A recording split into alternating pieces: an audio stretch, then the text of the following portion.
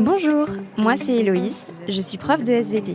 Et moi c'est Romain, je suis prof de physique-chimie. Ensemble, on vous emmène en immersion dans notre première année au lycée Germaine-Tillon, un lycée public du Bourget, en Seine-Saint-Denis. Un lycée un peu particulier, avec un projet pédagogique innovant. 1er septembre, un podcast documentaire au lycée Germaine-Tillon.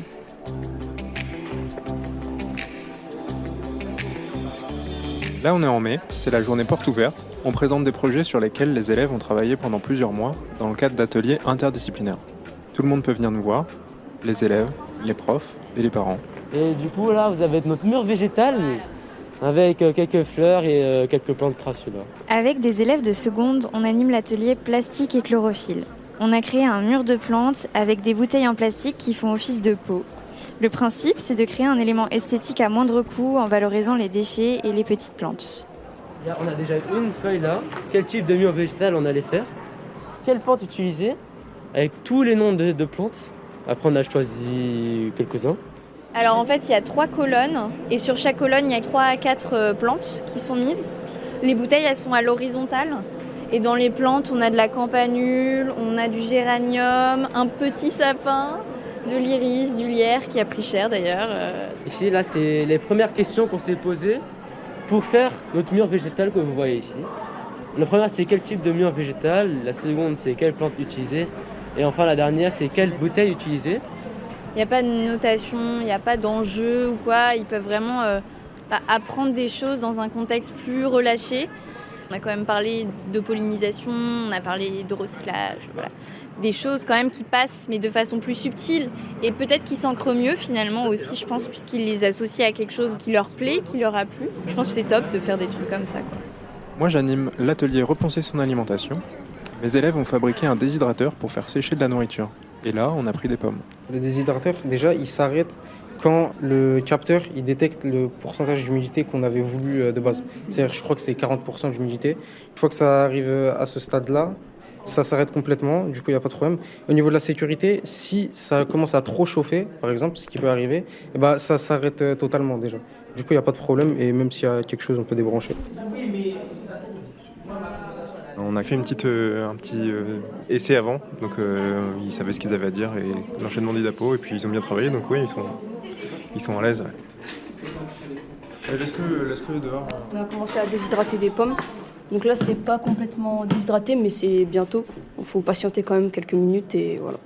Déshydrater permet de faire sécher les aliments en question et ça permet que l'aliment il soit plus nutritif et qu'il dure plus longtemps aussi. Et voilà.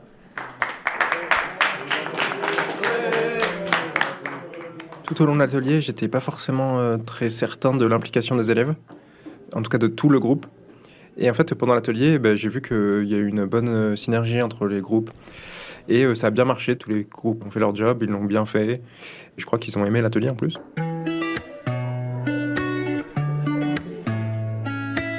Maintenant, on est début juin. Notre année au lycée Germaine-Tillon se termine. Lisez bien les 4 documents avant de se lancer sur la question. J'ai des élèves de première là, on a terminé les cours il y a 2 semaines.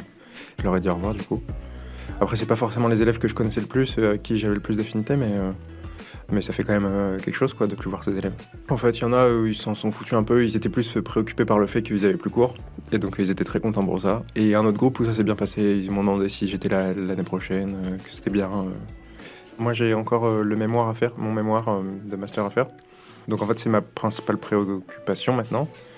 Et je me sens bien, mais un peu nostalgique, presque un peu triste.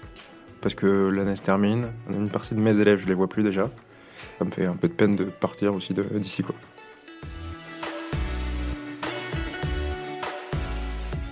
Je ne sais pas si je vais rester l'an prochain.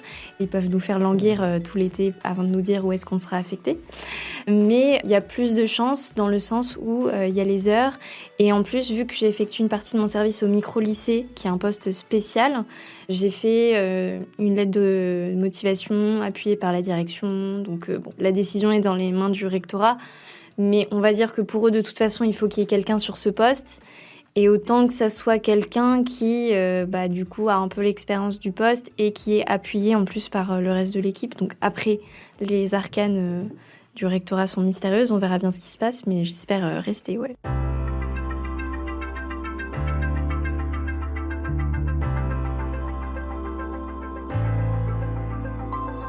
La fin de l'année, c'est le moment du bilan. Un bilan plutôt positif, d'ailleurs. Je pense que j'ai pas mal progressé cette année sur aussi l'expression. Sur certains cours, j'avais déjà un peu de recul, donc tu gagnes en assurance en fait dans la dispense du cours. Et même aussi, je dirais, dans la gestion du temps, le fait d'être beaucoup moins sous pression. L'an dernier, j'étais vachement sous pression, et même en début d'année, sur OK, il faut que je time tout, il faut que ça soit hyper carré, je veux qu'ils arrivent là à tel moment. Et en fait, c'était rigide du coup, qui fait que c'est pas toujours agréable, c'est pas toujours un bon cours. Alors que là, j'arrive beaucoup plus à me dire OK, c'est pas dramatique s'ils en sont pas rendus là. J'arrive à plus me projeter et à m'organiser et anticiper. Je sais qu'ils ont fait ça, donc ce que je voulais faire là, je le mettrai en devoir et je le gérerai. Donc j'arrive plus à me réorganiser rapidement et à prendre du recul sur mon cours dans l'ensemble. L'an dernier, j'aurais jamais cru ça possible, mais parfois, y a des cours quasiment pas préparés. T'arrives quand même à faire le cours, et parfois mieux que des cours hyper préparés, hyper carrés. Donc ça donne un peu de, peut-être pas d'humilité, c'est peut-être pas le mot, mais en tout cas de... Justement, ça fait déstresser, ça fait descendre en pression de se dire parfois les meilleurs cours, c'est pas forcément des choses hyper carrées, et du coup tu peux te permettre, voilà, ce soir si t'es pas capable de finir ta prep, c'est pas grave, demain tu prends un peu plus de temps et tu l'as fait et puis tu verras bien, et c'est pas dramatique pour les élèves, et de fait du coup ça rassure beaucoup. Ça m'est déjà arrivé en fait d'arriver hyper stressé parce que j'avais pas préparé un cours, et en fait c'est l'un des cours qui s'est le mieux passé de l'année, quoi. T'arrives, tu sais de quoi tu vas parler, mais t'as aucun support ou très peu de support. Et au final, t'arrives à parler du sujet que tu voulais et à leur faire, à les intéresser. Donc ça m'est arrivé 2-3 fois cette année et c'est hyper satisfaisant.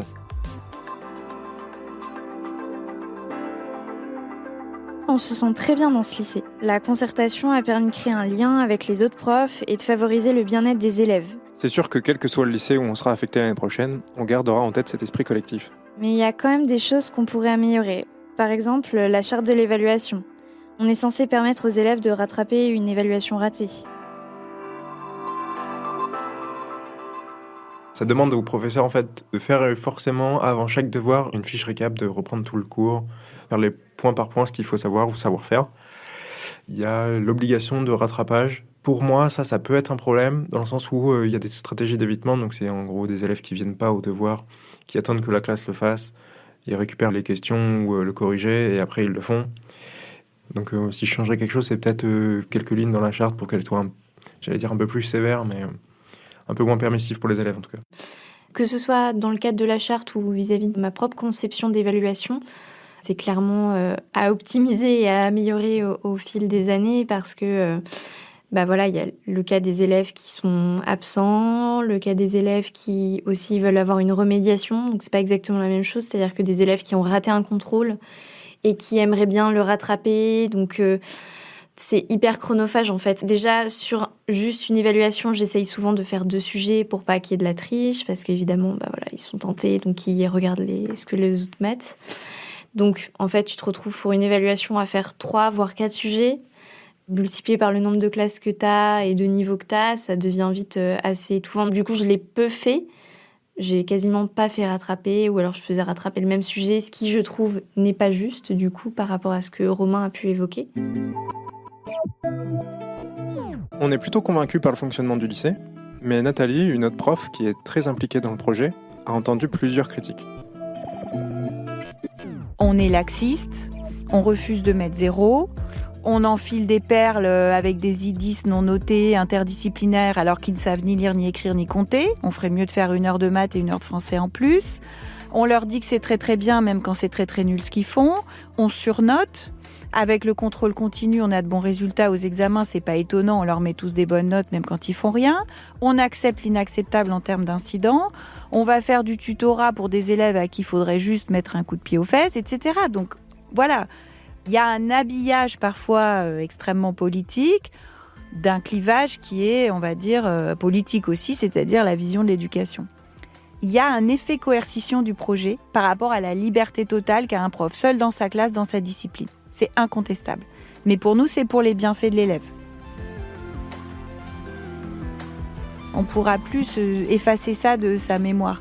Les collègues qui ne peuvent pas rester dans l'établissement chercheront les moyens de recréer ces formes de collectif, peut-être à l'échelle juste d'une classe, Mais on ne peut pas dire que c'est pas possible, qu'on ne peut pas travailler ensemble. Le seul problème qu'on a, c'est qu'en tant que jeune prof, on n'est pas préparé à la vie d'un lycée plus classique, avec entre autres des problèmes de discipline. On est dans un climat privilégié, voire très privilégié, surtout en Seine-Saint-Denis. Et c'est possible de l'oublier, qu'on n'a pas forcément les mêmes problématiques que dans tout le 9-3. On a de la chance d'avoir un climat aussi apaisé. Je suis pas sûre qu'on soit forcément à même de bien réagir à toute situation conflictuelle ou problématique avec les élèves. On attend un peu de se retrouver face au problème une première fois pour un peu savoir comment y réagir. Et vu que tout se passe relativement bien, je suis pas sûre qu'en tant que nouveau prof, on soit toujours certain de la réponse qu'on apporterait à un problème. S'il y avait un problème avec un élève, s'il y a une bagarre qui éclate dans la classe, je suis pas sûre d'avoir le recul pour réagir exactement de la façon appropriée. Vu que le cadre est relativement bien, qu'est-ce qui se passe ? Est-ce que je suis capable de gérer aussi si du coup ça dérape un petit peu ?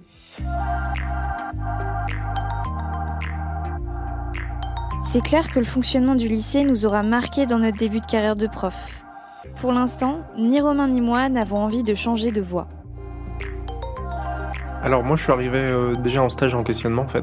J'ai passé le CAPES et j'arrivais ici un peu par hasard mais un peu quoi. Et du coup j'étais vraiment pas sûr que ça me plaise d'une part et que je veuille continuer réellement ça longtemps. Et au bout de cette année, j'ai envie de continuer, c'est sûr, parce que ça se passe bien en tout cas. J'ai pas été confronté à des difficultés énormes en fait, donc j'ai un peu cette peur-là de me dire à la première difficulté, est-ce que je vais pas un peu baisser les bras, est-ce que je vais pas me démobiliser ? Pour l'instant, j'ai l'envie de continuer, après on verra. Pour ma part aussi, je suis satisfaite d'avoir fait ce choix de carrière. Ça m'a toujours intéressée d'être prof. Après, j'ai eu des moments dans les études supérieures où je me suis dit, j'ai été tentée d'explorer d'autres choses et au final, je suis revenue sur l'enseignement et je regrette pas. C'est vrai que c'était beaucoup de stress en fait à l'issue du CAPES, beaucoup de questionnements par rapport à la posture, tout ça. Est-ce que j'allais être capable ? En fait, j'étais beaucoup dans la remise en question par rapport à mes capacités et mes compétences. Et au final, plus j'avance, plus je me dis que devenir prof, tu le deviens un peu au fil de ta carrière et ça se construit au fur et à mesure. Et c'est ça que j'aime bien. Moi, j'aime m'apprendre, donc j'ai l'impression qu'en étant prof, c'est un des rares métiers où tu peux peut-être apprendre tout le temps, un petit peu en continu. Le fait que ça se passe bien, évidemment, me conforte vachement dans cette idée-là, mais ouais, ça donne envie de continuer. Quand ça se passe bien, c'est un métier enrichissant et c'est intéressant aussi d'avoir cet œil sur la jeunesse, comment elle vit les choses, de ne pas être complètement déconnectée de tout ça. Je me dis qu'en rentrant dans le monde adulte, parfois, et dans le monde du travail, peut-être tu peux te recentrer vachement sur un microcosme. Du coup, on est un peu éternellement dans l'adolescence aussi, c'est d'autres problématiques. Mais pas que, je pense que ça fait un miroir par rapport à nous et à nos problèmes, donc c'est intéressant.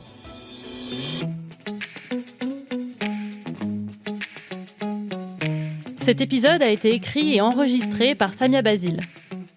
Merci à Héloïse et Romain pour leur précieuse implication dans le podcast. La réalisation et le mixage sont de Romain Dubrac. À la production, Cyril Tassard pour InFocus et Vie ma classe.